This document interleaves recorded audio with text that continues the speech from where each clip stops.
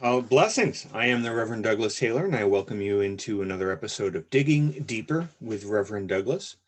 In each episode, I respond to a question that has come to me from a member of the congregation I serve or from somebody who watches these episodes online. And today's question comes to me. Who is your favorite person in Unitarian Universalist history?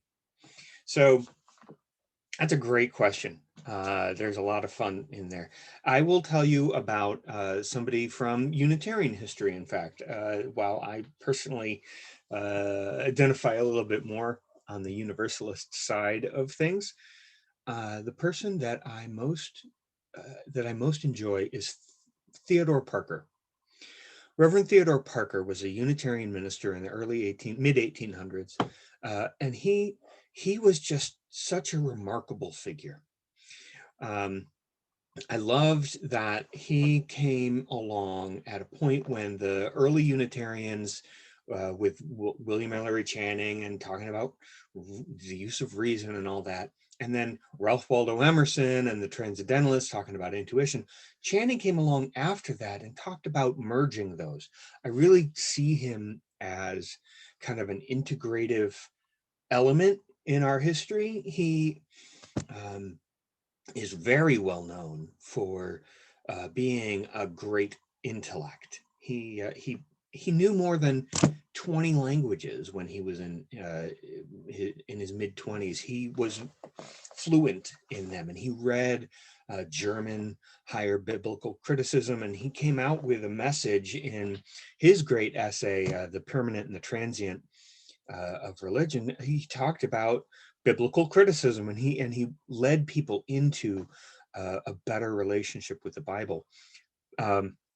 He's also known for being a radical activist. He was one of the preachers who fought slavery, and not just from the pulpit. It's written that he would at times write his sermons with a loaded pistol next to him on his desk, because he would have runaway slaves staying at his place on their way up the Underground Railroad, so to speak. He also was part of some of the bigger, John Brown was part of his circle in some ways. He was part of the radical movement to abolish slavery, and he was an activist, and he would get in the way of things.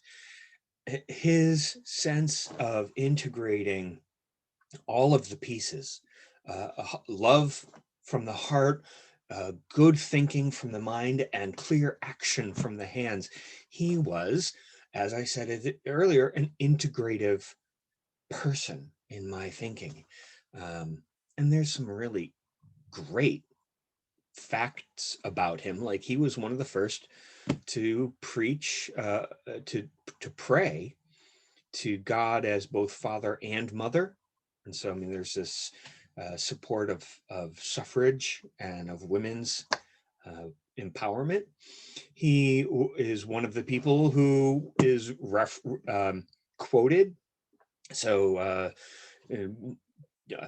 Dr. Martin Luther King Jr.'s line about the arc of the moral universe, as long as it bends towards justice, is something that is a rendering of Parker's line from one of his sermons. Not an exact quote, but just like that interpretation of it there. And Abraham Lincoln's definition in the Gettysburg Address of government of the people, by the people, and for the people is part of a line that is in Parker's sermons, actually quite a lot about government of all the people, by all the people, and for all of the people. I kind of wish the all had been kept in by Lincoln. I know he was trying to bring a more perfect union, as we keep talking about, but that's why I think Theodore Parker is one of my favorite historic characters in Unitarian and Universalist history. He's just so rich and full and has great examples